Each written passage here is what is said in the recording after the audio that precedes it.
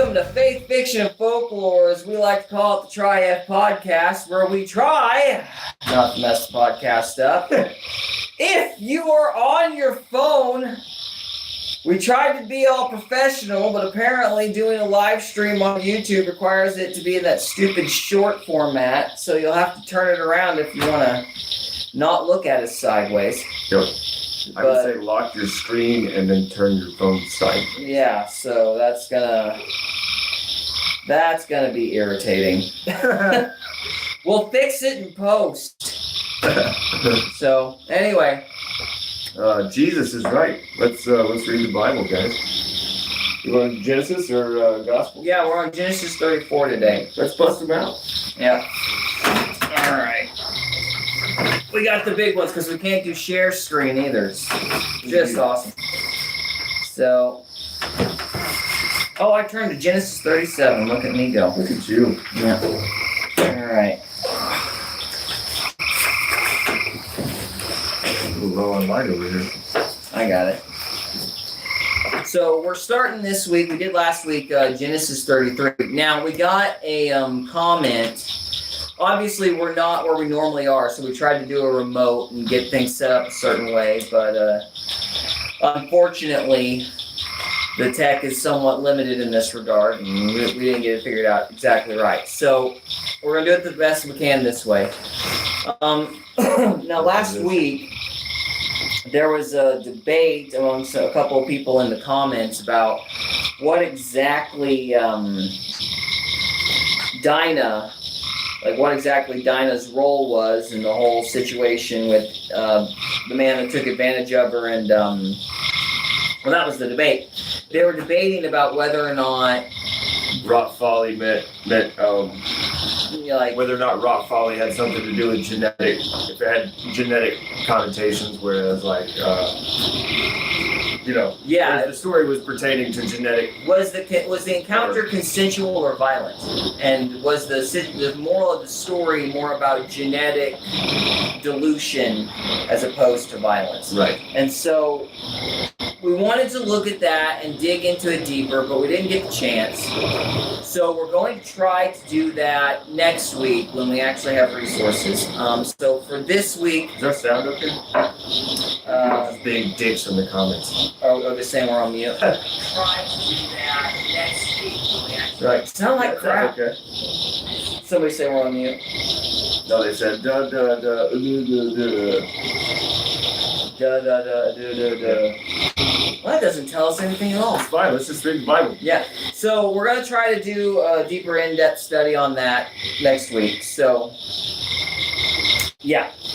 This week we're going to do Genesis chapter 34. Do you want to read it? Or you sure? All right. Start up. And Dinah, the daughter of Leah, which she bare unto Jacob, went out to see the daughters of the land. And when Shechem, the son of Hamor, and Hivite, prince of the country, saw her, he took her, and lay with her, and defiled her. And his soul clave unto Dinah, the daughter of Jacob, and he loved the damsel, and spake kindly unto the damsel. Well, I'm an idiot. We need to be starting with 35. This looks awful familiar. Yeah, this is the one everybody was fighting about. Right. So that's my mistake. Not Genesis 34, Genesis 35. Did we title the episode wrong? Yes. Wow. We really effed the podcast up. Yeah, that's great. Yeah. Idiot. All right. So, so would you mind starting with Genesis 35? Sure can, bud. All right. And God said unto Jacob, Arise, go up to Bethel, and dwell there, and make there an altar unto God that appeared unto thee when thou fleddest from the face of Esau thy brother.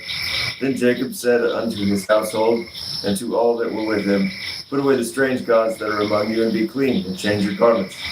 Let us arise and go up to Bethel, and I will make there an altar unto God, who answered me in the day of my distress, and was with me in the way which I went. And they gave unto Jacob all the strange gods which were in their hand, and all their earrings which were in their ears. And Jacob hid them under the oak, which was by Shechem. It had to be a big tree, huh? Yeah. A big tree. Yeah, I think you're right. I'm an idiot. I think we read this one last week too. What is the matter with me? I'm like a week behind. I don't know. Crud. You're not in your environment, man.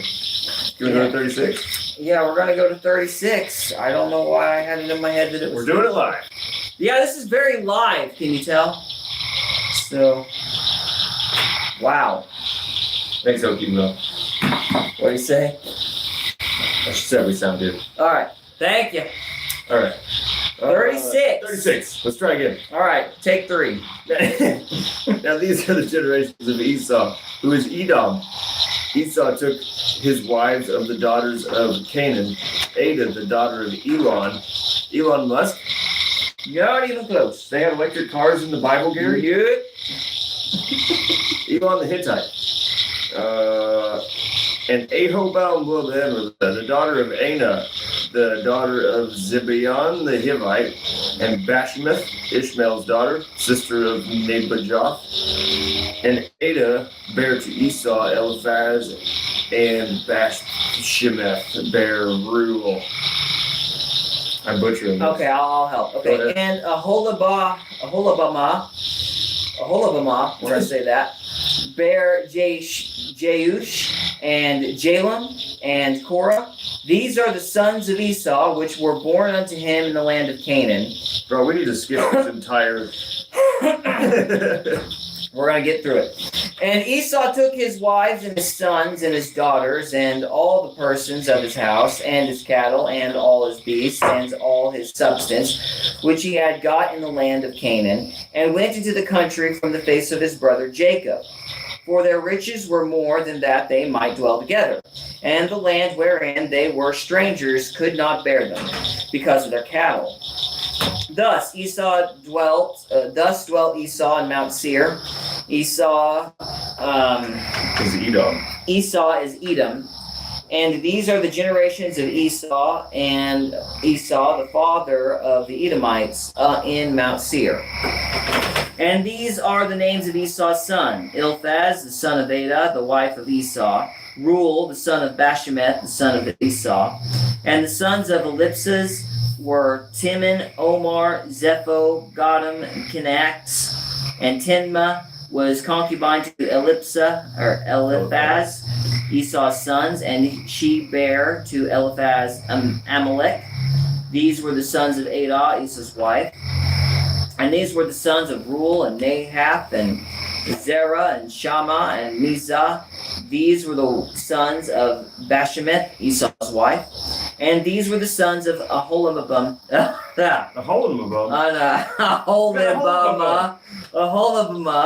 the daughter of Anah, the daughter of Zebon, Esau's wife. And she bare to Esau Jeush and Jalem and Korah. These are the dukes of the sons of Esau, the sons of Eliphaz, the firstborn son of Esau: Duke Tinman, Duke Omar, Duke Zepha, Duke Kenaz, Duke Zorah, Duke Gotham, Duke Amal, and Duke Amalek. These are the dukes that came from Eliphaz in the land of Edom. These were the sons of Ada. And these are the sons of Reuel, Esau's sons: Duke Nahath, Duke Zerah, Duke Shammah, Duke Mizah. These are the dukes that came from Reuel in the land of Edom. These are the sons of Bashemeth, Esau's wife. And these are the sons of Aholibamah. Yes. Would these dukes be? Is that like a family name, Duke, or is that like Dukes actual Duke? I think it's like a title that was Like a title. equivalent back then. Like your title was how much land you owned. Like Jacob was Israel, so Esau owned land in Canaan. So Duke Korah owned. a duke is like a controller or a ruler of a piece of land. So Duke Korah owned this land, and Duke Gotham owned. Okay. We're going to say that's right because we don't have Google. We can't rely on AI this week. So I think that's probably right. We're just gonna make up whatever we want. So we're theorizing. Yeah, you'll have to double check it for yourselves. We're dope. Who cares? All right. Where were we at? Okay. This is a week where we can be right or wrong, and it doesn't matter. Oh, yeah, we'll figure it out. We'll double check if we need to next week. So, and these are the sons of Aholibamah. Stop it. Oh, come on. Esau's wife, Duke Jeush, Duke Jalem, Duke Korah. These are the dukes that came from Aholibamah, the daughter of Anna, Esau's wife. These are the sons of Esau, who is Edom, and these are their dukes. These are the sons of Seir, the Horite, who inhabited the land, Lodan, and Shobal, and Zebon, and Anna, and Dishon, and Ezer, and Dishon. These are Dishan. So you have Dishon and Dishan. These are the dukes of the Horites, the children of Seir, in the land of Edom. And the children of Lodan were Horai and Heman, and Leighton's sister was Timnah. And these children of Shobal were these: Alvin, and Manahath, and Ebal, Shepho, and Onam. And these are the children of Zebon, both Ijah and Anna. And this was that Anna that found the mules in the wilderness as he fed the asses of Zibeon his father. The hole in the bum fed some asses? Is that what it said? No, Anna. Anna is Anna is found the mules in the wilderness, and yeah. So, and the children of Anna were these: Dishon and Aholibamah, and the daughter of Anna. And these are the children of Dishon: Himdan, and Ishban, and Ithran, and Chiran. The children of Izar are these: Bilhan, and Zavan, and Akan. The children of Dishon are these: Uz, and Aran, Duke Lodan, Duke Shabal, Duke Zebion, Duke Anna, Duke Dishon, Duke Ezer, Duke Dishon, Dishon, and Dishan. Duke Dishon, Duke Ezer, Duke Dishan. These are the dukes that come from Horai among the dukes in the land of Seir. And these are the kings that reigned in the land of Edom before there reigned any kings over the children of Israel. And Bela, the son of Beor, reigned in Edom, and the name of the city was Dinhabah. And Bela died, and Jobab, the son of Zerah, or Bozrah, reigned in his stead. And Joab died, and Hashem in the land died, and Joab died, and Hashem of the land of Timani reigned in his stead. And Hushman died, and Hadad, the son of Badad, Badad, a lot of dads. Badad, who smote Midian in the field of Moab, reigned in his stead. And the name of his city was Avith. I got you. And Hadad died, and Samlah of Masrekah reigned in his stead. And Samlah died, and Saul of Rehoboth by the river reigned in his stead. And Saul died, and Baal-Hanan. Yeah. Wow. It's not a good name to have back then, Baal. Probably not. It's probably named after that. Yeah, after that god. The son of Akbor reigned in his stead. And Baalanan, the son of Akbor, died, and Hadar reigned in his stead.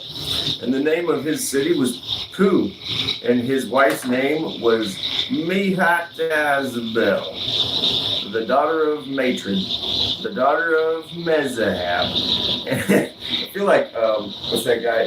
Very nice. I feel like him when I'm reading these names. It's hard to say some of them. Yeah. And these are the names of the dukes that came of Esau according to their families, after their places, by their names: Duke Timnah, Duke Alva, Duke Jetheth, Duke Aholibamah, Duke Elah, Duke Pinon, Duke Kenaz, Duke Timan, Duke Midbazar, Duke Magdil, Duke Iram. These be the dukes of Edom, according to their habitations in the land of their possession. He is Esau, the father of the Edomites. Now, see, you're not going to get this quality Bible study anywhere else. This is why nobody else reads the genealogies, just for the record. Yeah. So, yeah. It's not very fun.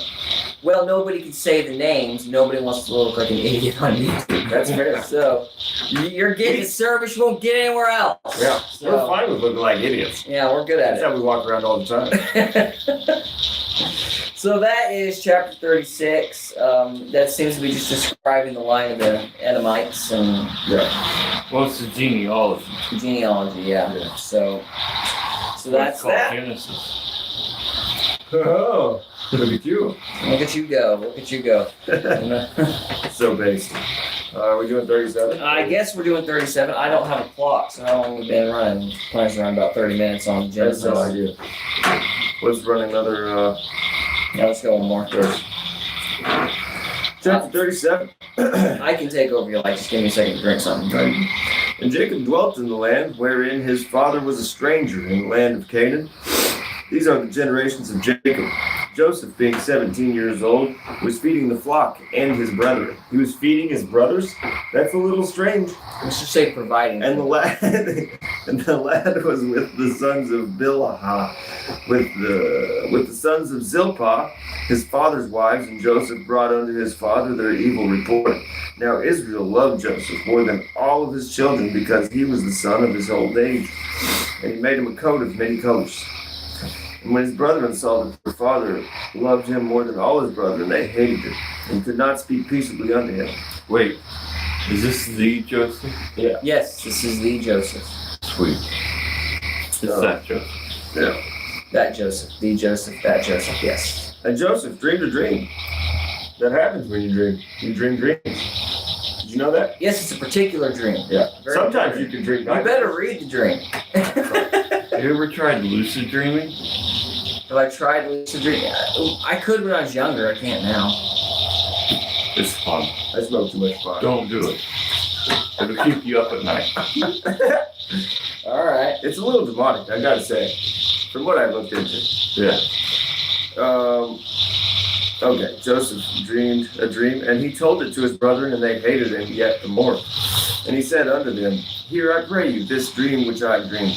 For behold, we were binding sheaves in the field, and lo, my sheep arose, and also stood upright. And behold, your sheaves stood round about, and made obeisance to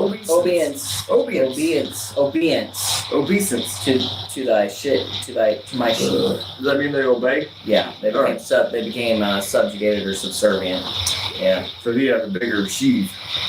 And his brethren said to him, Shalt thou indeed reign over us? Or shalt thou indeed have dominion over us? And they hated him yet more for his dreams and for his words. And he dreamed yet another dream, and told it his brethren. He said, Behold, I have dreamed a dream more. And behold, the sun and the moon and the 11 stars made obeisance to me. Hey, we may not have Google, but we do have indexes. We do have indexes. Well, we can use the index. It might Right. take some time, but we have A lot of dead air. A lot of dead air there, but yeah. And he told it to his father and to his brethren. If you see a word you don't understand, look it up in the index while whoever's reading. Yeah. And then boom. And to his brethren, and then his father rebuked him, and he said unto him, What is this dream that thou hast dreamed? Shall I and thy mother and thy brethren indeed come to bow down ourselves to thee to the earth? And his brethren envied him, but his father observed the same. And his brethren went to feed their father's flock in Shechem. And Israel said unto Joseph, Do not thy brethren feed the flock of Shechem? Come, and I will send thee unto them. And he said to him, Here am I. Go ahead and take it here. And he said to him, Go, I pray thee, see whether it be well with thy brethren, and well with the flocks, and bring me word again. So he sent him out of the vale of Hebron, and he came to Shechem.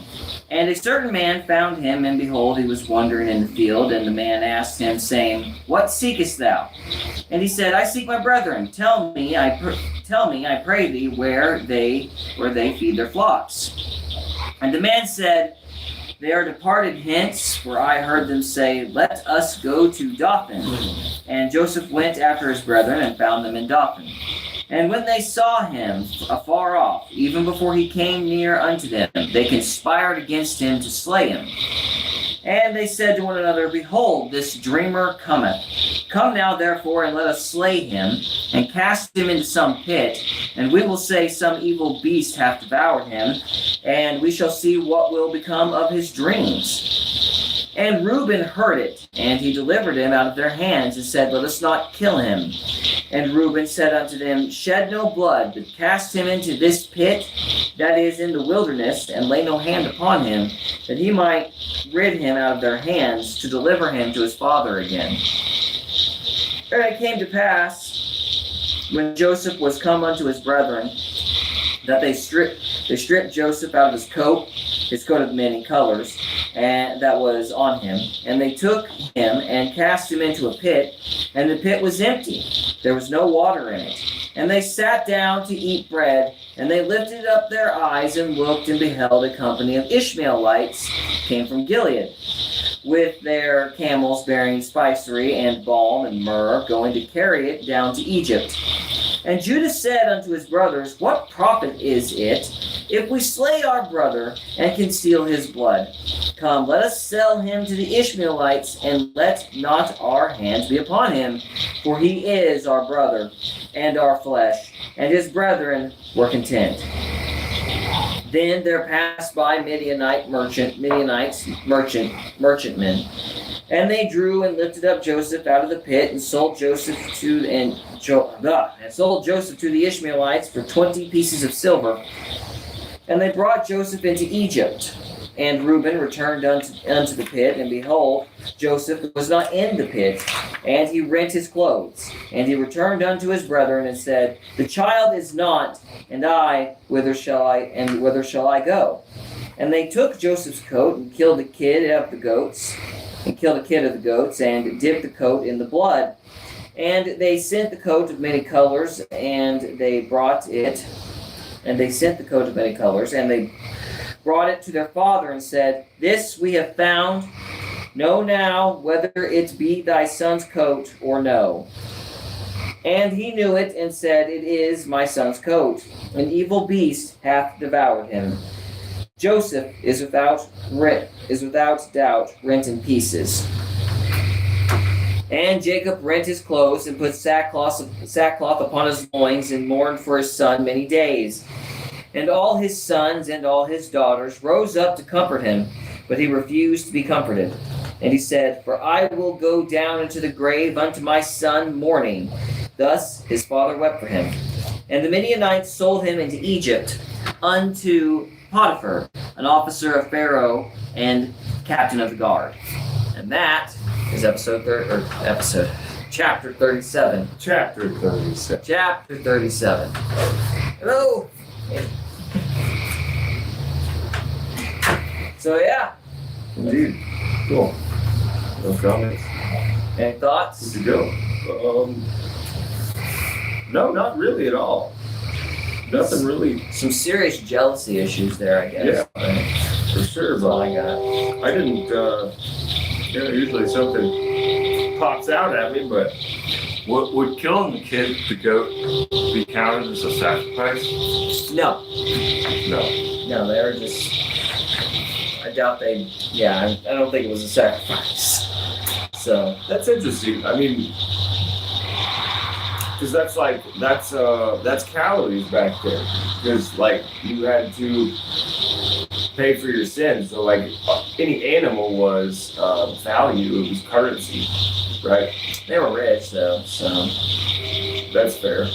yeah. Okay. I don't know. I don't think there's. I think Just to there's, kill one for no reason. I don't know. yeah. No, I hear you. I hear. So, all right. We'll do one more. Another chapter of Genesis. Let's see which one this is. Actually, no, I want to wait on this one because this one's kind of in depth, actually. So this is one of the more controversial stories. Okay. If I remember, it's Genesis 38. Help me not to forget, because Well, Apparently, I thought I was 2 chapters behind in my chapters behind in my head. I looked on last week's live stream. It only says 33, but we went ahead and did 3 chapters last week. Must know what it was. So Yeah. 33 is all that's on the live stream Okay. from last week. That would explain it. Okay. So we did this week 35 through 37, so we'll be on 38 next week. And then, of course, before we begin next week, we'll try to have an answer for the meaning of wrought folly and what all that meant. So, We're going to switch to the gospel now? yes, if 30 minutes have gone by, then yes. I believe Or it. north of 23 has gone by, then yes. At least 20 minutes. Yeah, it doesn't say. Live stream doesn't say. No, not on my phone anymore. Okay, that's fine. Conspiracy. Well, one way or the other, we'll put a stop here because I do want to wait on the next one. So yes, I guess the next would be Matthew chapter 4, and I know I'm right about that one. He knows. Make it known that he knows. All right.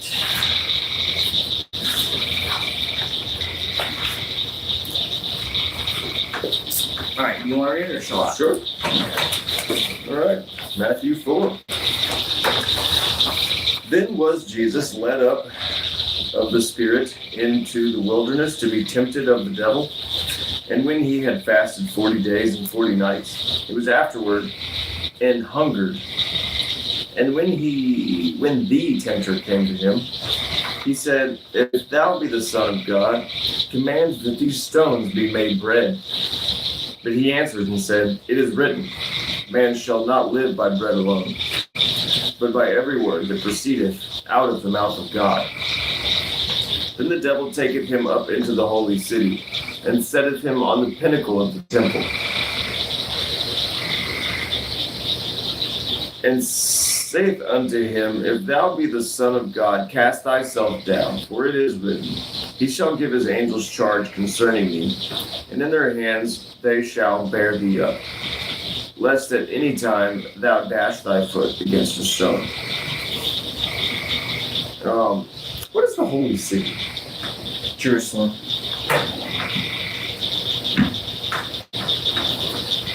Is it a high elevation? Yeah, it's on top of the hill. A hill? Mm-hmm. Yeah. So this whole city's on the peak, and then the highest point would be like the top of the church steeple, right?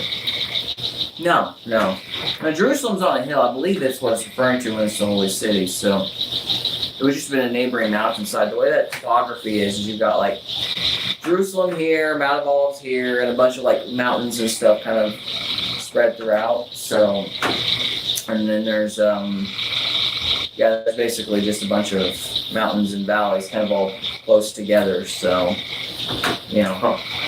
So do you think that Satan actually picked Jesus up and like flew him over, or did they astral project, or what do you think? I think he probably just let him walk. Let him walk and then climb? Something like That's that. a long climb. Probably was, yeah. Especially on no food. Yeah. Right. You guys keep going. I'm actually gonna check and see what the screen's doing on other people's phones, like Callie and Jess's specifically. I'll be right back. So, yeah. It is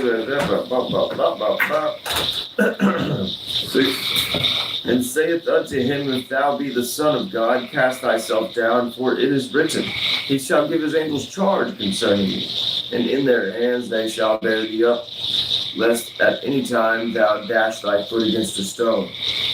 Jesus said unto him, It is written again, Thou shalt not tempt the Lord thy God. Again the devil taketh him up into an exceedingly high mountain, and showeth him all the kingdoms of the world, and the glory of them, and saith unto him, All these things will I give thee, if thou wilt fall down and worship me. Then saith Jesus unto him, Get thee hence, Satan. Get thee hence? Get behind me. Well, yeah, I know it's supposed to say that, but it says, Get thee hence. Get thee hence. Get away. Get Go the away. hence behind me. Oh no. For it is written, thou shalt worship the Lord thy God, and him only shalt thou serve. Then the devil leaveth him, and behold, the angels came and ministered unto him. I wonder, you think he tried to do that with God himself? Did what? Satan. Like this exact same thing. He already did it once when God, like in heaven. And now he's trying it again with Jesus separately. And it's not working again. Satan tried to give God his own kingdom? You know, like when Satan first rebelled against God before. Oh, he just wanted to be equal with God. Right, but do you think that this is a replay of that? I mean, it's his Instead next of- shot, yeah. Yeah. Trying to corrupt the son so that he's no longer the son. That'd be interesting. Okay, so they're saying that stuff looks good on their end, so they're happy with it. Let's see. If you're happy and you know what? Sojo 2112 says, it would be refreshing to hear modern English instead of the language of the day of 1611. Yeah, I know. Too bad Westcott and Hort were weird. And Hort liked to sit down in churches and let ghosts commune. It's almost like those modern languages are not that great. But that's a whole other topic. So, Topical.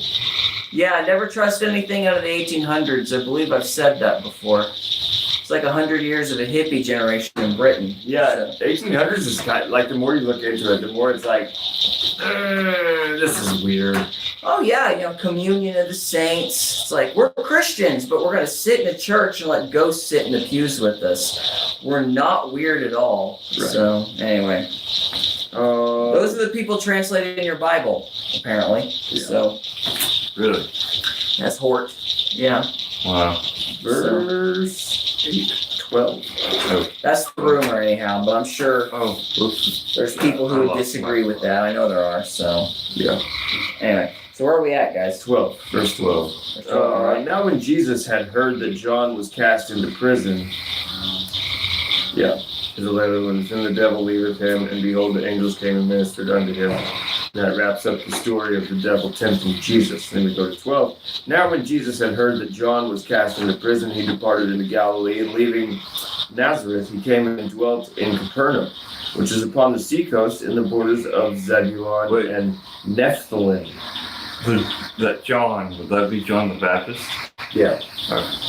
Why did they cast him into jail? in the jail? Because he made Herod mad, because he told Herod he shouldn't marry his brother's wife, and he got pissed off. But he wouldn't kill him because he respected him. And then later on, that chick dances for him, and he's like, "Oh, I'll do whatever you want." And then she asked her mother what she should ask for, and he's like, "Oh, give the head of John the Baptist." Yep, that's pretty much what I went down. And then that's how John died. Yep. We'll actually read that later, won't we? Yeah, we'll be reading that later. Verse 14.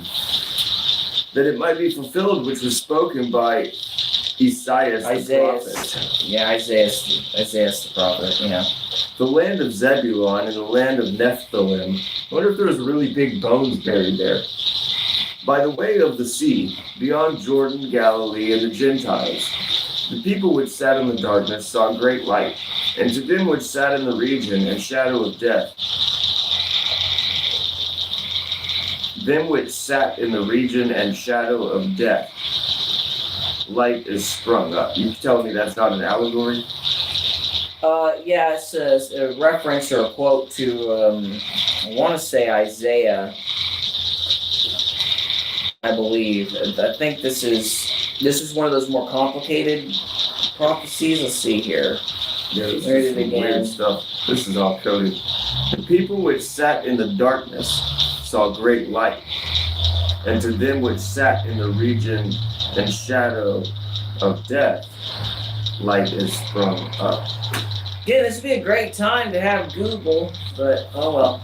Yeah, he's quoting Isaiah here, and this is basically Christ fulfilling prophecy. But one of the things about that is it's not just like, telling the future. There's like archetypal parallels being drawn. So it's like sometimes when he's talking about prophecy, it's literally predicting the future beat for beat. Other times it's like more akin to saying, it's like this thing Isaiah brought up here, and it's like history rhyming type of deal. Does that make sense? So Matthew has a combination of drawing those parallels back as well as like predicting the future, or like quoting prophets like Isaiah who predicted the future. So it's one of those callbacks, I guess you could say. Okay. Verse 17. From that time Jesus began to preach and to say, repent, for the kingdom of heaven is at hand. And Jesus, walking by the Sea of Galilee, saw two brethren, Simon called Peter, and Andrew his brother, casting a net into the sea, for they were fishers. And he saith unto them, follow me, and I will make you fishers of men. And they straightway left their nets, and followed him. And going on from thence, he saw other Jew brethren, James the son of Zebedee, and John his brother, in a ship with Zebedee their father, mending their nets. And he called them. And they immediately left the ship and their father, and they followed him. And Jesus went about all Galilee, teaching in their synagogues and preaching the gospel of the kingdom, and healing all manner of sickness and all manner of disease among the people. And his fame went throughout all Syria. And they brought unto him all sick people that were taken with diverse diseases and torments, and those which were possessed with devils, and those which were lunatic, and those that had the palsy, and he healed them. And there followed him great multitudes of people from Galilee, from Decapolis, and from Jerusalem, and from Judea, and from beyond Jordan. And that is chapter 4. That's funny that the word diverse, the first place that is, it's referring to demons and disease. Yeah, it's almost like there's a parallel there, Yeah, I suppose. Yeah. almost. It's like poetry, it rhymes. Why do some churches not teach this? Like, We know the screen's messed up. We're sorry. Yeah, we tried to fix it. You have to deal if you want to watch it. It's turn your phone sideways and then lock it, I guess. So, Yeah. So, What are you saying? I'm just not paying attention. Oh, that was my thought. You were asking, Trevor, why they don't teach this, and what are you? Why don't they teach what? some churches will skip this completely and not even talk about this. The diseases and stuff? Him healing the like people they have devils and demons and stuff like that. They don't teach about possession at all. Yeah, they don't want to, because nobody knows how to deal with it. They're scared. Well, it's also like there's this doctrine of cessationism that kind of believes all the supernatural stuff, like the miracles and everything, stopped after the Bible was written. Miracles stopped, whatever that means. Yeah, and so I think that's one of the reasons they don't talk about it. I also think they don't talk about it because everybody wants to be academic and smart. They want to seem smart, and talking about demons and supernatural It stuff. makes you look like an idiot. It makes you look like one of those superstitious plebs. Let's chew on that, because your intrusive thoughts, in my opinion, are demons. Right? Some of them are. Yeah. And so, if you're sitting there like judging someone for talking about demons, it's the demons in your head telling you that they're stupid. Mm-hmm. So like they're covering up their own existence in a way. I can see that. Yeah. Yeah. No, I think that it's sinful. I think because the world is bigger than just wanting to seem smart and not talk about anything supernatural. But and there are people that deal with that stuff. my church was secessionist, and it had not just my stuff, but other kids going through that stuff. Never talked about. Turn a blind eye to it. Yeah, that's really what it was. What was happening, from what I remember, is that the kids were going on mission trips, like Africa or Mexico or wherever, and the rumor was they were bringing stuff back, and that stuff was following them to their houses, and it was tormenting them, and the church wouldn't even talk about it, because it's like, we're secessionists, we don't believe in that sort of thing, and so... The apostles took care of all of the demons already. Yeah, something like that. So they just, it was evil, really. You sit there and ignore that stuff. Turning a blind eye is the most evil thing you can do. Well, people just like, we don't want to be those guys. We don't want to be those crazies, I don't want to be judged. But, the whole point of being intellectual is you do have to look at stuff, even if a bunch of kids are coming up to you saying, we went on a mission trip, and they're not talking to each other, they're trying to talk to the preacher in private. So you have all these kids coming up to the youth pastors and the preachers individually without talking to each other because there's peer pressure all the way around. They're all going to the youth pastor and the preacher on their own.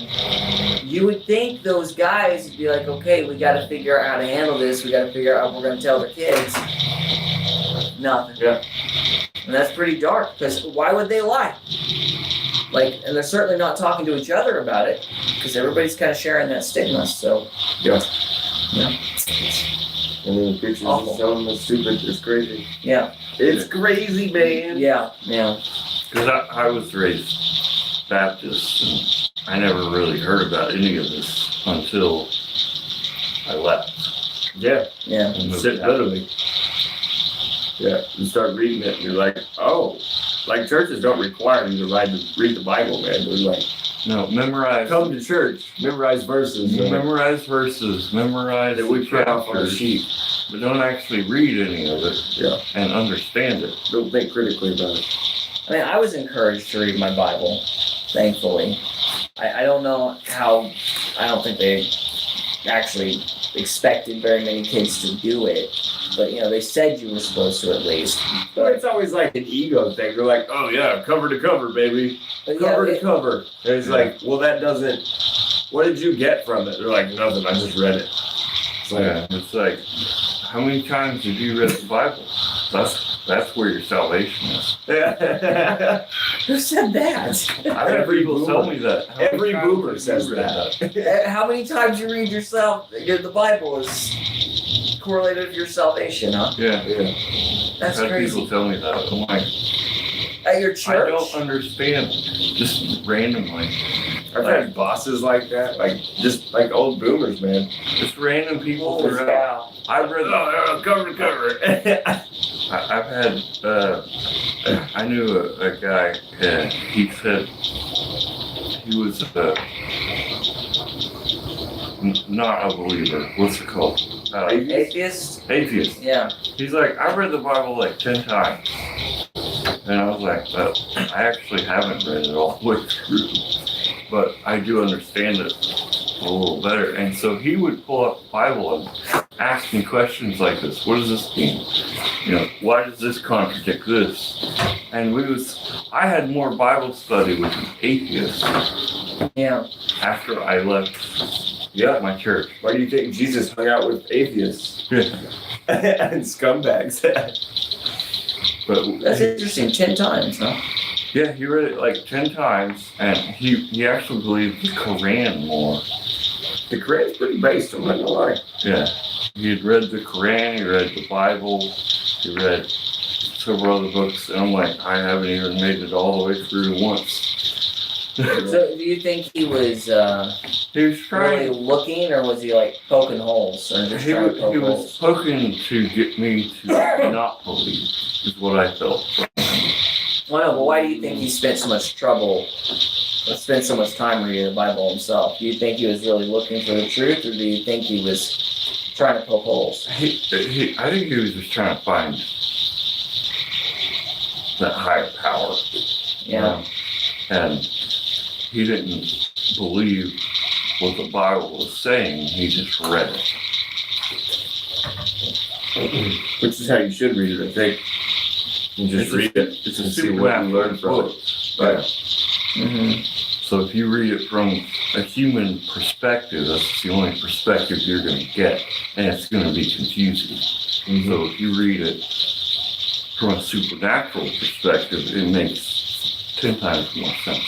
So I was actually talking to Jehovah's Witnesses came by the other day, and I talked to them for like half an hour in the driveway. Is that a witness to you? I don't know, maybe, but they. I was talking to them about, like, I think, because they asked me what part of the Bible is important to me. And I've talked to you about this. Yeah. Like, the Gospels are the most important part because it's the part that I can apply to my life and it actually affects it and positively. Right? Like the Old Testament, I can't apply that to my life. I find it ridiculous. Revelation, I can't do anything with that. Paul is ridiculous to me because he makes excuses for his behavior. We'll get to that eventually, yeah. And so this is what I'm telling these guys. And you know, the Paul thing cracked them up. They laughed pretty hard. They're old dudes. Paul is my favorite author. I know. I think I've said that already. Yeah. So I think that the gospel is the most applicable to your life. So, but I think in that,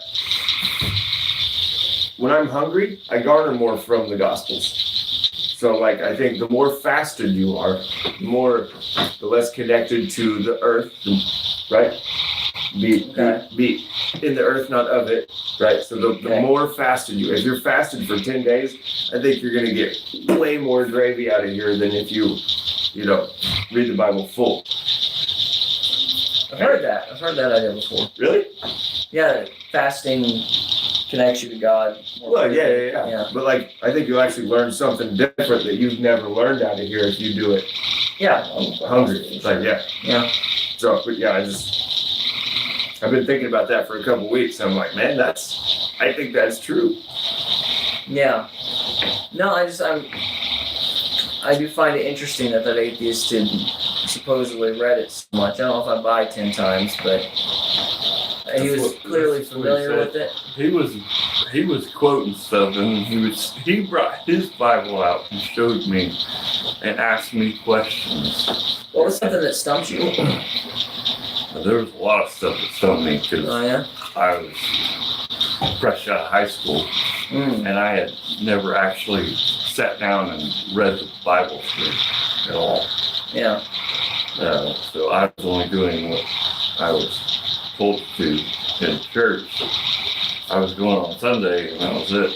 It was sometimes Wednesday night, and I'd sit through what the preacher would teach, but I never actually listened.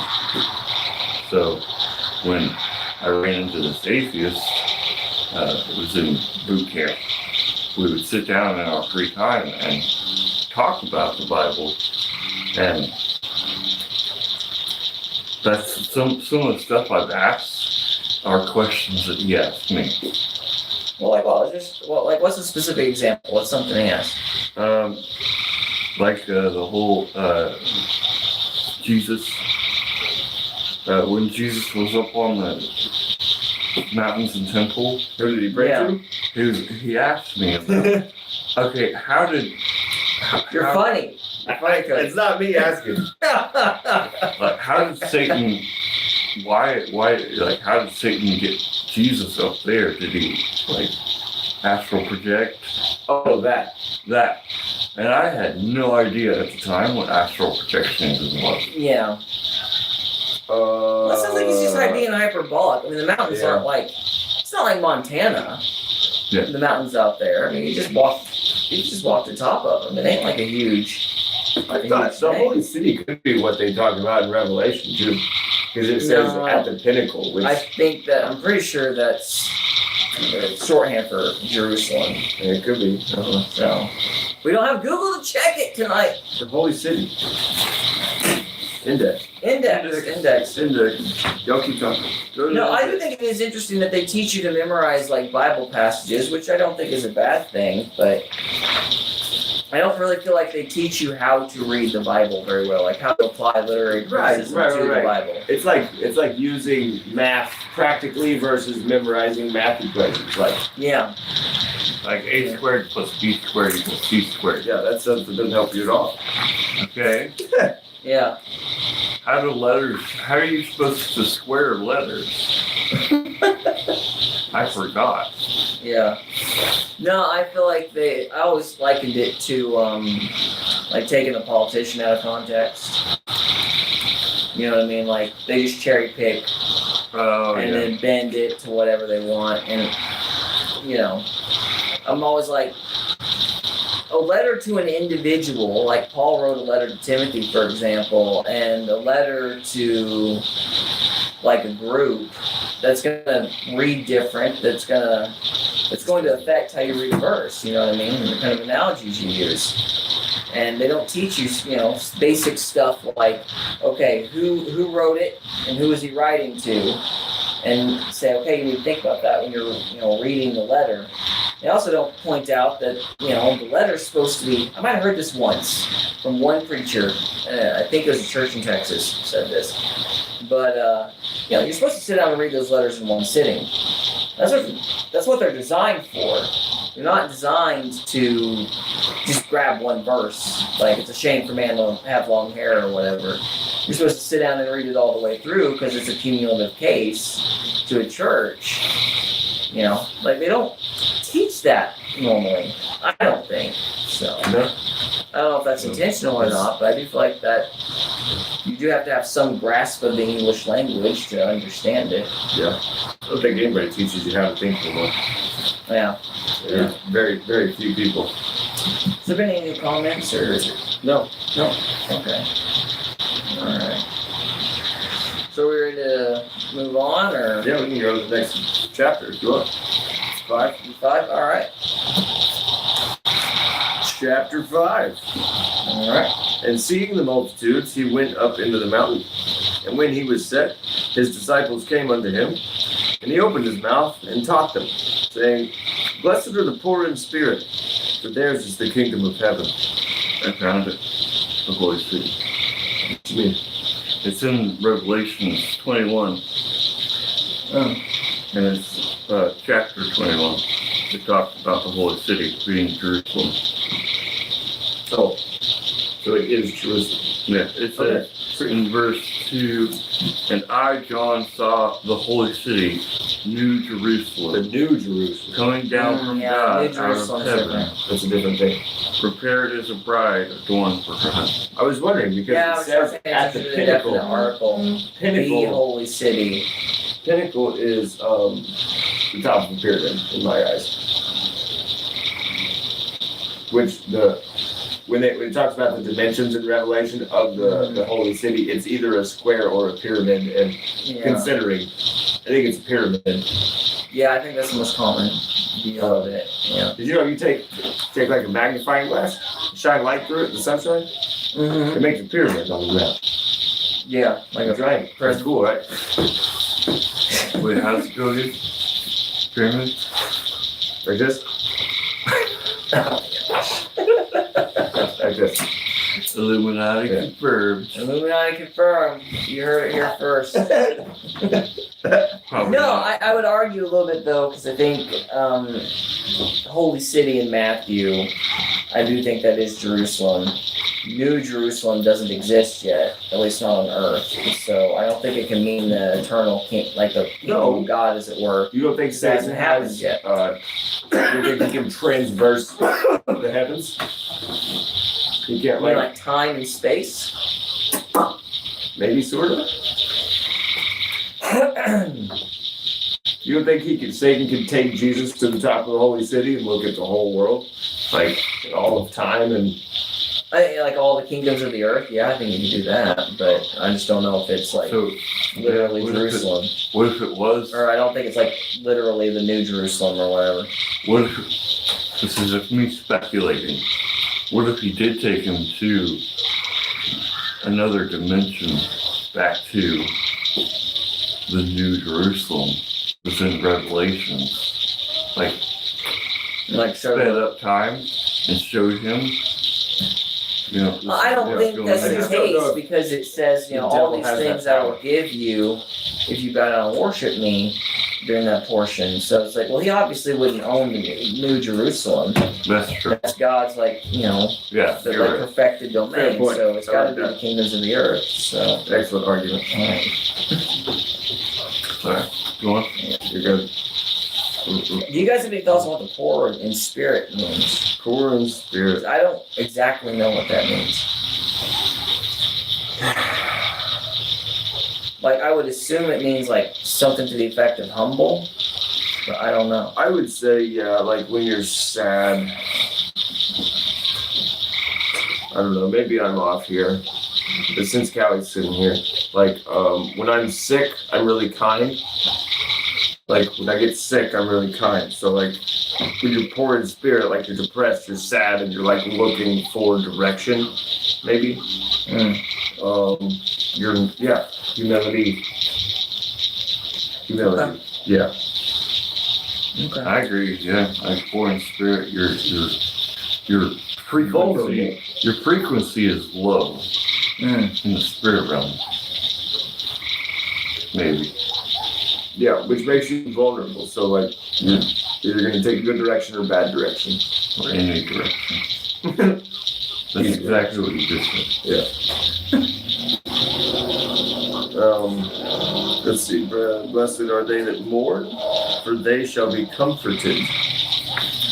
Blessed are the meek, for they shall inherit the earth. Blessed are they which do hunger and thirst after the righteousness, for they shall be filled. Let's stop on meek. Always heard, you know, like, I guess the cliche would be meek is weak or whatever, but I don't believe that. I don't think guys typically believe that anymore. But what do you think meek actually is? I mean, I've heard like Jordan Peterson's definition. You know, he's got that clip where he says that the meek are the patient. Okay. I mean, I'm not familiar with that particular clip of his. It's more like they're patient, so they don't. Like an eye for an eye makes the whole world blind. If you stay out of it, you inherit the earth. Okay. Okay. Does that work? All right, sure.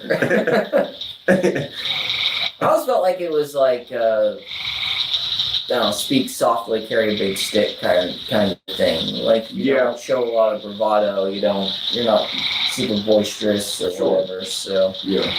you know, but that doesn't necessarily equivocate to weakness, you know. Do the right thing, but don't go out looking for violence. Like so a you fight, can yeah. show that you're strong. Yeah. Yeah. This is all leading back to humility, bro. Yeah. In the index here it says humility. Humility? Okay. Blessed are they which do hunger and thirst after righteousness, for they shall be filled. Blessed are the merciful, also humble, for they shall obtain mercy. Blessed are the pure in heart, for they shall see God. I'll stop on 7 because I think there's another verse somewhere. I don't remember exactly where it is. I think it might be in Acts, and I also feel like it's in the Gospels somewhere. But it's like, by your words you will be acquitted, and by your words you will be condemned. And it's like, I think it's an additional motivation to be merciful because God's going to take your... I always took those passages, and this is me speculating, but I always took those passages to mean that whatever standards you hold other people to, it's going to be the standards you're held to in life. And, you know, if you're talking about whether or not you're saved, then the dirty little secret is you can't even uphold your own criterion. Right. You know, so you need to be merciful to other people. That's kind of how I always understood it. So, Yeah. It's like the Lord's Prayer says you can only forgive so you can be forgiven, basically. It's like, yeah, let's see. Forgive us our trespasses as we forgive those who trespass against us. Yeah. forgive us our trespasses as we forgive those that trespass against us. That means God can't forgive us until we forgive people. Yeah. Or ourselves. Or ourselves.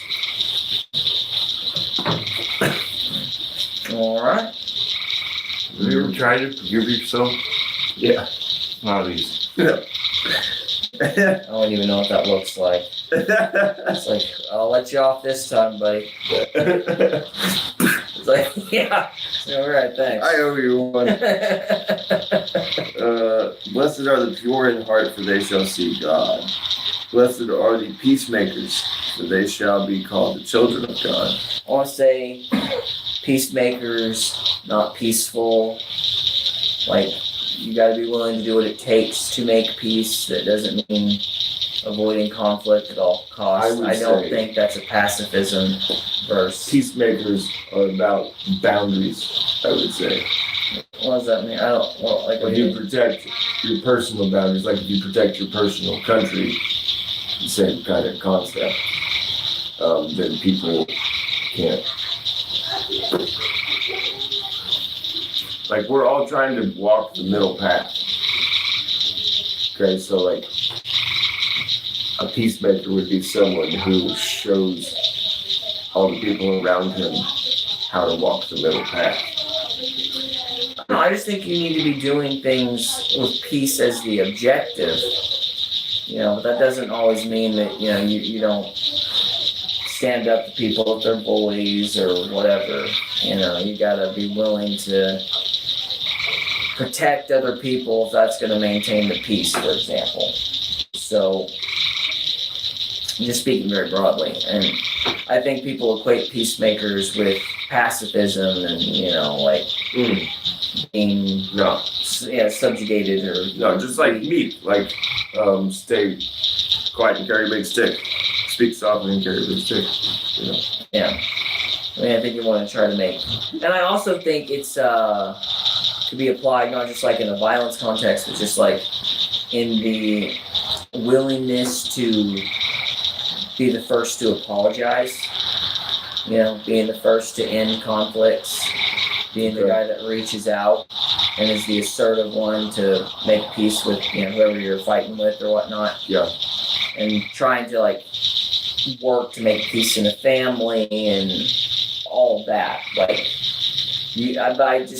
I don't like the peaceful equivocation because it implies passivity, but I feel like being a peacemaker is more assertive. Like, you've got to take steps to make peace in a home or in a country or whatever, you know. Like, I feel like there's an active component for the person to be the leader and make the peace if at all possible, you know. Like, as far as it is up to you, as Paul would say.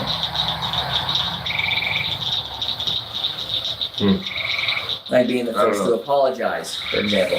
That stings a little bit more, though. That stings a little bit more than just, you know, being nice. It's like, you need to be the first to actually try to make stuff right. And whatever it is, peace just needs to be the objective. Whatever you gotta do. Okay. Well, that's my thought. What do you think? Ouch. Ouch. Thinking. Ouch. Thinking, ouch. Oh. Not helpful, Trevor. Well, No, every time you. I think we just lost a viewer because you said that. No, whenever you. He's like, I quit. I just quit. Whenever you were talking about peacekeeping, and then my brain went to that show and book. You were thinking Peacekeeper? Peacekeeper. The HBO show with Cena? No, it's dang it. Mockingjay. Oh. What was it called? Oh. The Hunger Games? The Hunger Games. Those peacekeepers. Oh. And my brain stuck on that, and I'm like, get away. Those are not peacekeepers. Oh, that's not what we're talking about. You're kind of having an ADD moment, huh? And then you were asking me. And I'm like, oh crap. Uh-oh. Well, Cody, since you're paying attention, what do you think? I'm not. I can't understand what you're saying. How do you actively? No. He first apologized, for example.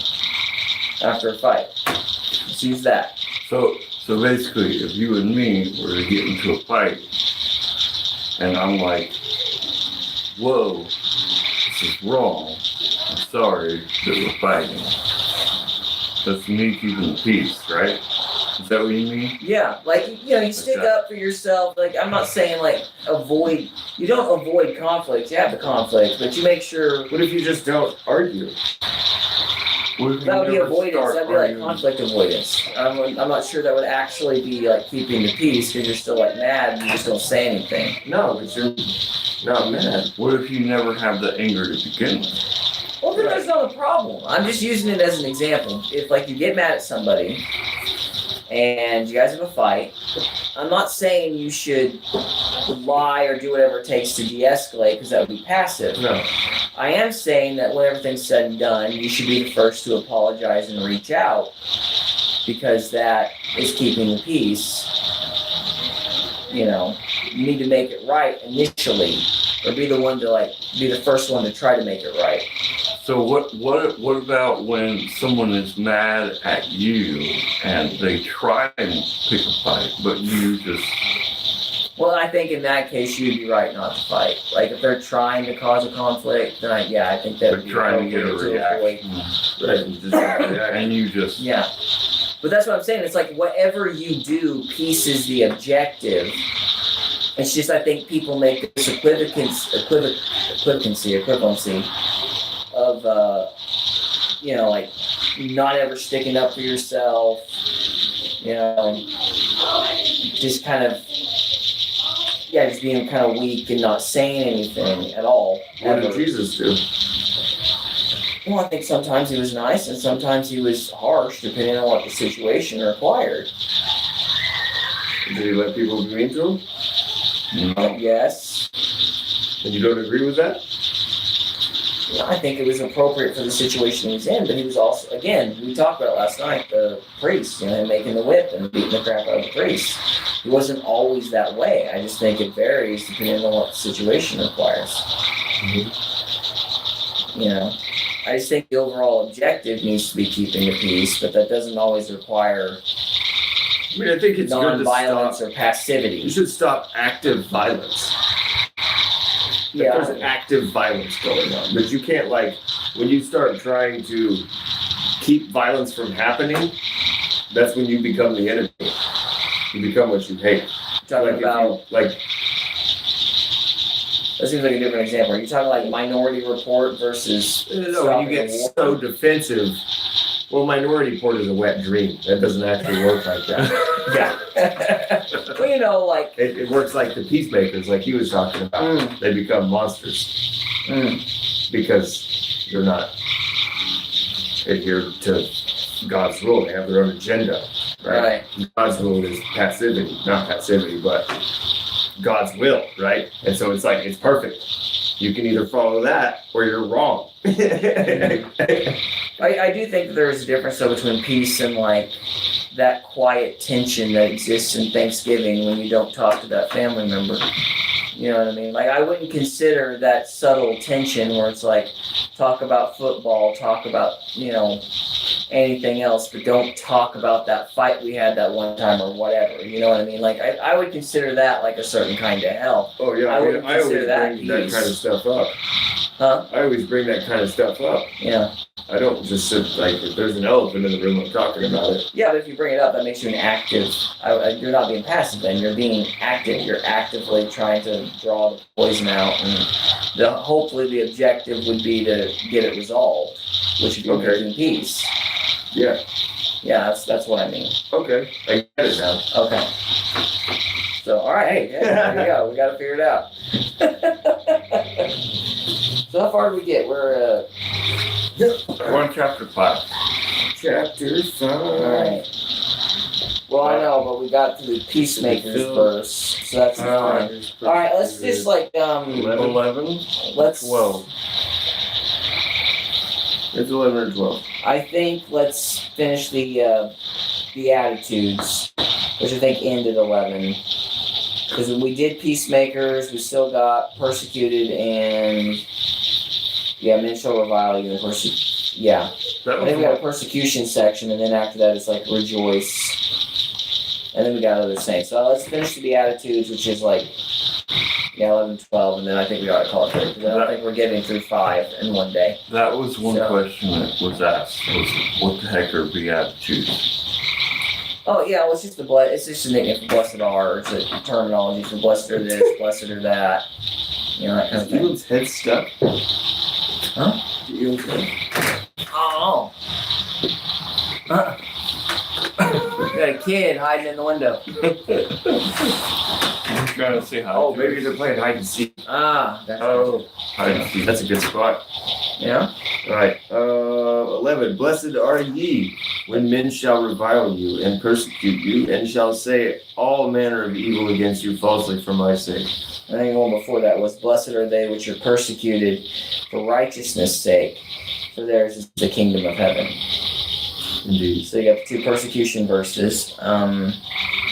Rejoice and be exceedingly glad, for great is your reward in heaven, for so persecuted they the prophets which were before you. Okay. So that's 12. I guess we'll pick up on 13 next week. Sounds good. All right. That's our Bible reading without the Google. I think we did it right. Like a 40-pound stack of Bibles right here. I know, right? Amen. That's awesome Bibles, man. Thanks. 40 pounds equals 40 days and nights. Well, what's next? Well, we got that stupid UFO thing. Should we just take the camera outside and look around? Yeah, sure, why not? Find our 3 videos that are already filled with UFOs. Yeah. Go find our own. Guys, aliens are fake. I'm just telling you. Well, this episode of it was, because I They guess all have been so far. Yeah, so far they all have been, you're right. So this week I guess it was the Daily Caller. Like, I saw Matt Walsh reacting to an article by the Daily Caller anyway. Who's the Daily Caller? It's just a newspaper. It's like a rag thing. Like, are they left-leaning, right-leaning, I think they're mid-leaning? left. Left? I think they're left. I'm not sure, but I think they're left. Anyway, so they were saying that the government had gathered some preachers together, and basically it was like, oh, you better prepare your people because some big changes are coming. We get, the aliens are coming, guys. Yeah. And Is it just like a publicity stunt? Like, who are the preachers? They're just like nobodies? Like they're charismatic. Jesse Jackson and... Well, that was interesting. It seems like, I believe they were charismatic. Russell KD referenced a few of them. I think it was those people in the charismatic circle. Yeah. And that's the bunch that's kind of been around Trump's orbit. What's her name? Is it Paula White? I think is supposed to be like the closest to Trump or whatever. I don't know. Anyway. When I listened to Ruslan, I don't remember him talking like any specific name. Yeah, well, there were 2 or 3 charismatic people that said they were pulled into it, and it was a big hubbubaloo or whatever. And Friday rolls around. Story changes throughout the week, and as Friday rolls around, we get pictures, and it's all super fake. Like, honestly, the stuff that I recorded is more convincing than the crap that the government put out. It's literally, heck, there was one guy, I wish we had Twitter tonight, but there was one guy, I have it saved on my feed, but he literally recorded the exact same lights as I've been recording, only it was like in Colorado. The ones that are going up at a 45 and fading in and out of view. He recorded the exact same freaking thing. That's crazy. Yeah. And so it's like, we don't know what these are. We don't know what the drones, same conversation we had. Identical conversation we had. So we were ahead of our time. Yeah, basically. And we got 3 videos on that YouTube channel. Or you can look up. They used our footage without our knowing. They may have, who knows. He got more of them at one time than I did, though. Like, at most, I got 2, maybe 3 at the same time. I've seen like 8 of them at the same time, but I only caught like 2 or 3. He had like 4 to 6 or something like that, all going at the same time. But it's that same motion, the fading in, going up into 45, and fading out thing. Yeah. They look like basically low-flying stars beyond that. Weird stuff. I need to get some night vision goggles. You can see a lot of stuff with night vision goggles. Yeah. Well, what's really frustrating is, well, not frustrating, but I guess the reason I wanted to bring it up is because they were sitting there going, oh, this stuff's gonna scare your people. There's gonna be a major falling away. We're gonna have to change the Bible. Yeah. Which, How would changing the Bible? Well, because if they're like oh, we weren't created by. hey kiddo, we're still recording. How are you? What you guys doing? We're recording. Okay. You see it? So Guys, I see the live channel. yeah. What are we talking about? AI. We're talking about aliens and basically them saying that Oh, aliens exist. It's going to cause like a great falling away of well, I mean, people or if whatever. there's like these aliens that are like, oh, well, we're the ones who created you. It's like, oh, we have to rewrite the Bible now. Ooh. Well, I think they believe that Christians believe that humans are basically the only created beings or whatever, and the only like spiritual beings. Which a lot of Christians I think that way, but a lot of them don't. I never had an issue with the aliens growing up or whatever. I never thought like if aliens were real, I don't see how God could be real. I never looked at it that way. I kind of expected it. I'm like, well, it's God. He creates. I don't know why he would stop. It's So like he created the multiverse. So well, that's not. the multiverse is just a way to get around it. no, You know, It's philosophically and then opposite of God. he put that idea into what's the guy that made the comic books, Marvel? Stanley. Stanley. He gave. I don't think Stanley got the idea. I think it was a postulation by some desperate scientist. Oh. Yeah, because it's like when the Big Bang, of course I'm going off memory, I don't remember exactly how this went down, but if my memory is correct, they come up with the Big Bang, and everybody's like, oh crap, Big Bang sounds a lot like in the beginning, we need to do something about this. And one of their attempts to get around, because before everybody thought that the universe was stagnant, like it was eternal, and that was one of the reasons they were able to justify this millions of years stuff.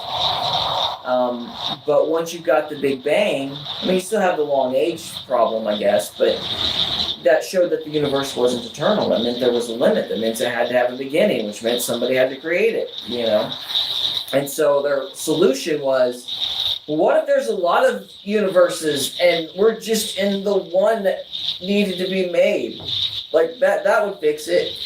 And so that was the workaround. So, yeah. But anyway, I wanted to bring this whole situation up because when the footage comes out, it's incredibly disappointing. I mentioned to you guys earlier that there was one of the footage, they were trying to sell it like it was Ezekiel's wheel, but it was really just a flare shot in infrared. You could see the parachute in the background and the smoke hovering, and it was like obviously a flare. For those that don't know, what is the Ezekiel's? Yeah, you're fine. Yeah. You bought me some earlier. Oh, they're in the office. For those that don't know, what exactly is Ezekiel's wheel? What is that? Oh, it's basically Ezekiel had a vision of God, or maybe it was a realistic encounter of God, I'm not sure which, but there was an angel that looked basically like a wheel within a wheel, and there's been a bunch of depictions of that wheel, and Is that the they same one? they claim it's a flying saucer, they claim it's an alien, they claim it's a bunch of different things, but I don't remember the particulars about what it represents, but it's regarding Israel, and it's part of like I guess you'd say like a prophetic vision. So, but it's not tied to aliens. They always make that claim, but Is that the same one with like the eyeballs all over everything? yeah. Okay. Yeah, and it's alive, though. That's the thing, is it's a living being, so it's not just a ship. Could you imagine seeing that in your dreams? That would It be would something. be terrifying. I think that story is a description of the sky clock, for lack of a better word, like the cycles of time. like maybe progress rapidly. I mean, it could be. I have no idea what it means. I just don't. It's just not an alien flying saucer. You know? If it's a think about it, if it's like a cycle, okay, he has a dream and it's a cycle, a circle, Yeah. and it's covered in eyes, right? It's like, maybe what he's describing is he's seeing a progression of time and a cycle of time happen. Yeah. I don't know. No, I understand. I don't know. I've seen all the depictions of the wheels and the eyes and the wings, and this is stupid. I think it's silly. It's silly. Yeah. No, I hear Like, that's you. not what angels look like. No, I hear you. I hear you. I don't know. I just wanted to bring it up because I was like, all right, let's just say hypothetically if aliens exist, would that affect your belief in God? It doesn't really affect mine, but I thought since you don't have it would definitely hurt my belief in God. really. Yeah. Oh. I think we're special beings. We're created in the image of God. I don't think we can get out of here. I think anything that's in here is either us or demons. I don't think there's anything else here. I just don't think it matters. I'm like, look, I think special means having a specific task, a specific role in history.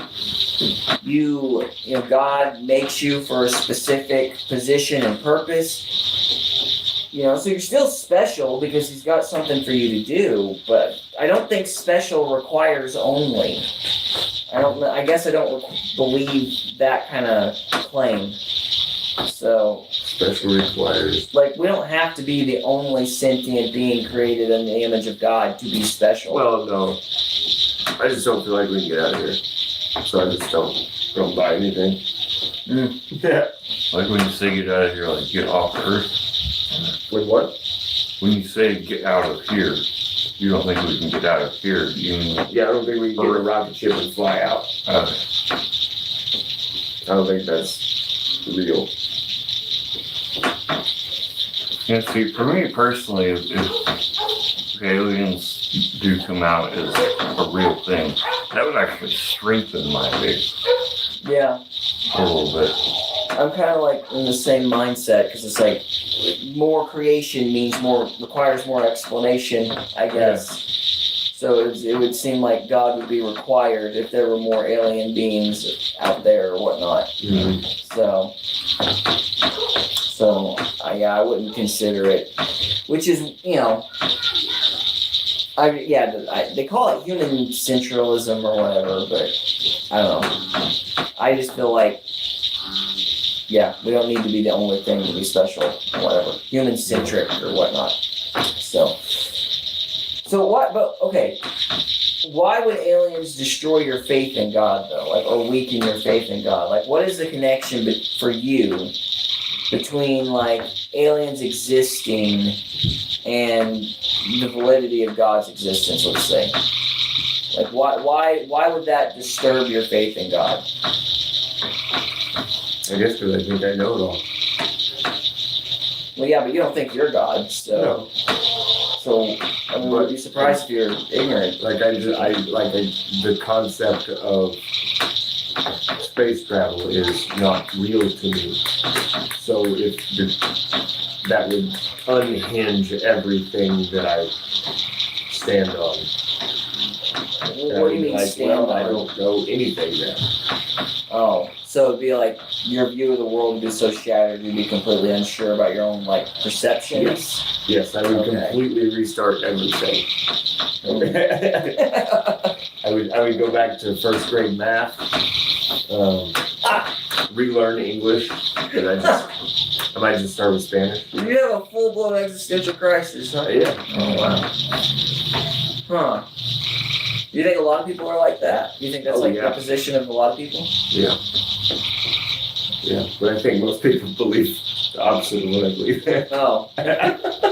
It's like, you all are having the crisis, not me. I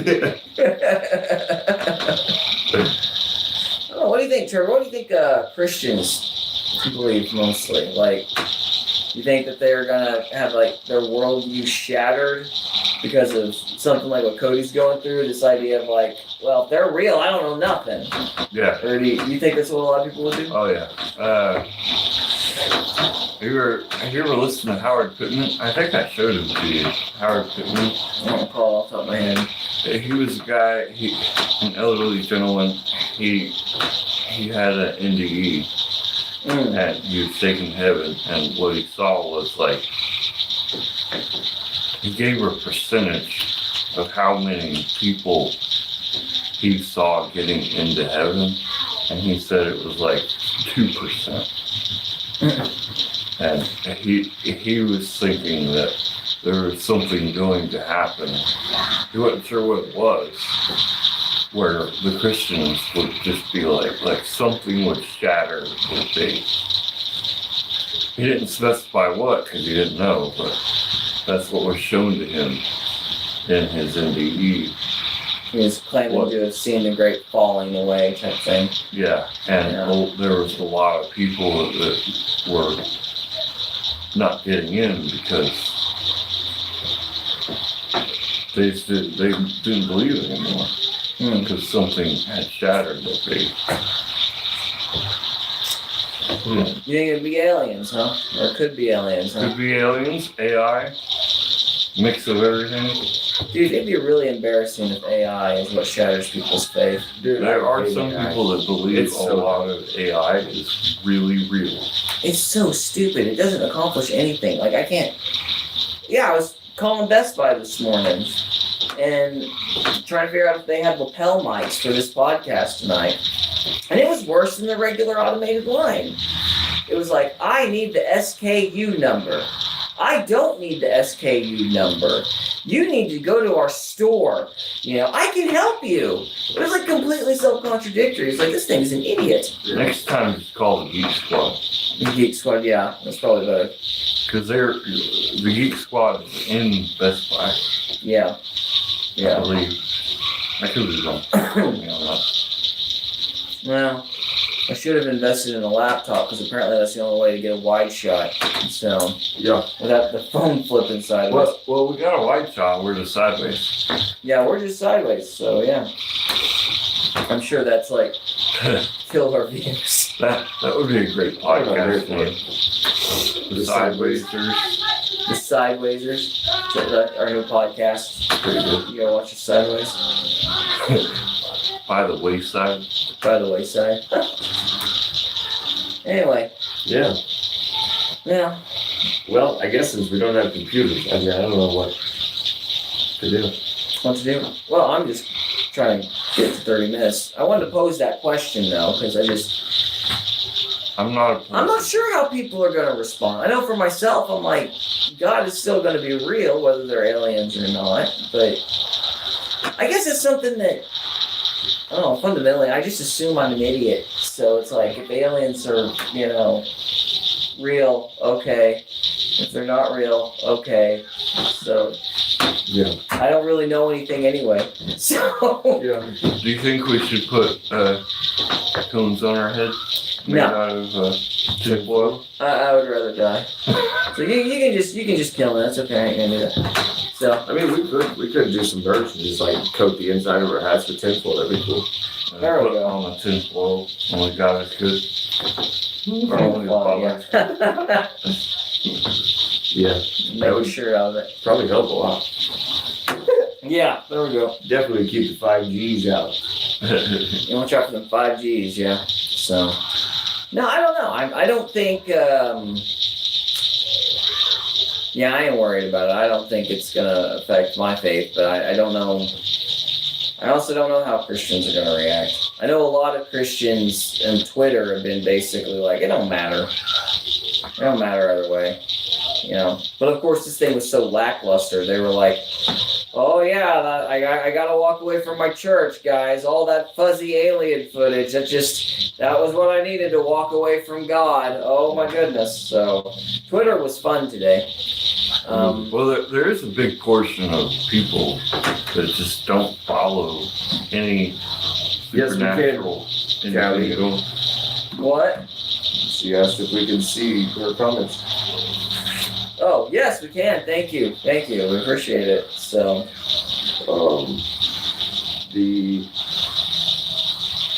I forgot. oh, sorry. We need Calix to get on here. Hey, Calix. Is Yeah. That's who it is. Oh, that's who it is, Callie. Oh, Callie. Calix. Calix. Hey, Calix. Calix. My bad. Good to see I you, can't man. read it all. You're cool. My wife's name is Callie, to be fair. Yeah. Good to see you, Calix. Yeah, we're kind of having an unorthodox night tonight. Indeed. We were having a family reunion and almost got it set up right.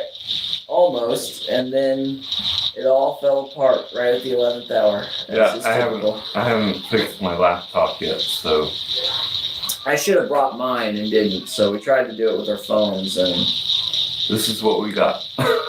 yeah, we were just gonna do a Facebook live stream, but apparently you can only do the little skinny shot, and you have to turn your phone to the side to get the whole thing. It's just ridiculous. Yeah. It's okay. I will edit these, and it'll just be a regular wide shot, and we'll see how that plays. So Cool. Thank Yeah, as far as the aliens, call me Thomas, but I'm gonna have to stick my hand in one side first. that might be its like blowhole.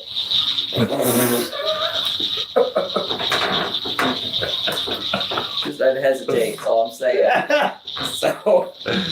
Well, I'll just shoot it and see if that. There you go. If it doesn't vanish after you shoot it with buckshot, then you know it was real. So,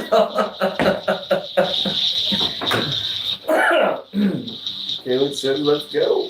let's go. Let's go. We don't have anything else to talk about, though. Oh, we can keep running with this. Let's see. We got the alien thing. We're asking whether or not it'll make the church actually fall away.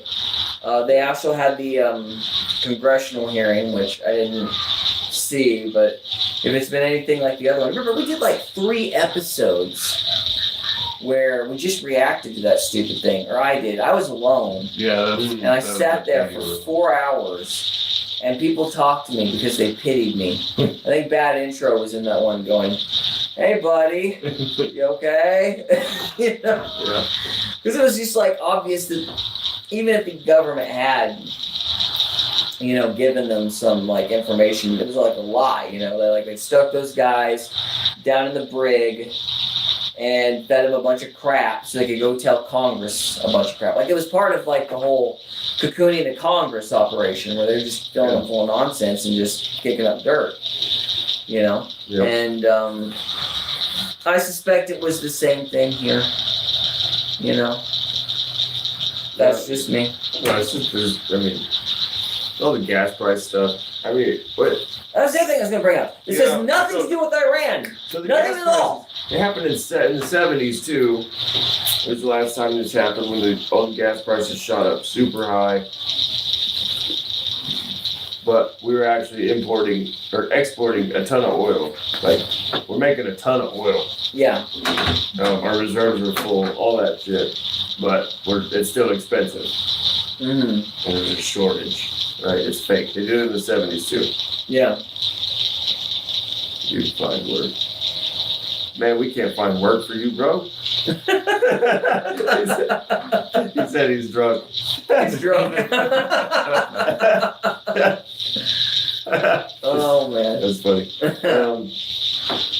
Yeah, I don't know. It's just people are figuring out that Trump's messing with the Strait of Hormuz, and he's, the U.S. dollar is not worth anything, and that this whole Iran thing is to prop up the U.S. dollar to make it seem like it's actually worth shit, and it's not. And people are figuring it out. It's about to be worth crap.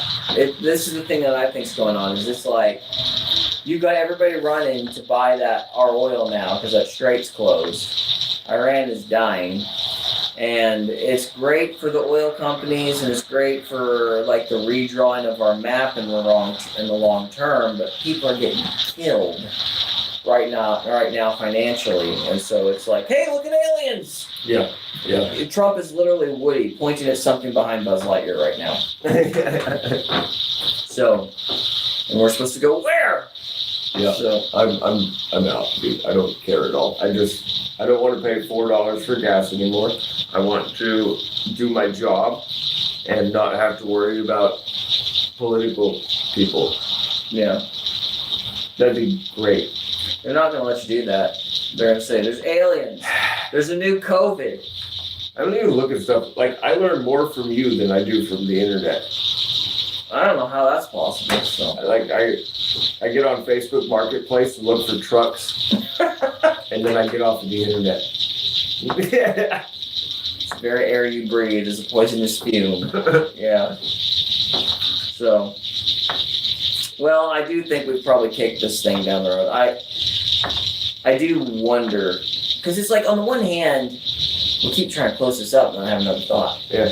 Like, on the one hand, I'm like, people's propensity is to double down. So it's kind of like, it's hard for me to imagine a great falling away because of the aliens, just because when do people actually admit they're wrong or get that scared to be wrong anyway? You know, like ever. They don't. They don't. Yeah. And so it's like, I don't know what that great falling away is supposed to look like or what it would take. I mean, I believe it's going to happen, but I don't think It's never happened. Because, like, as a conspiracy theorist, I've experienced what you're talking about. Yeah. So, like, you'll present an idea to someone, they call you an idiot for 2 years. Yeah. And then at the end of that 2 years, they figure out you're right.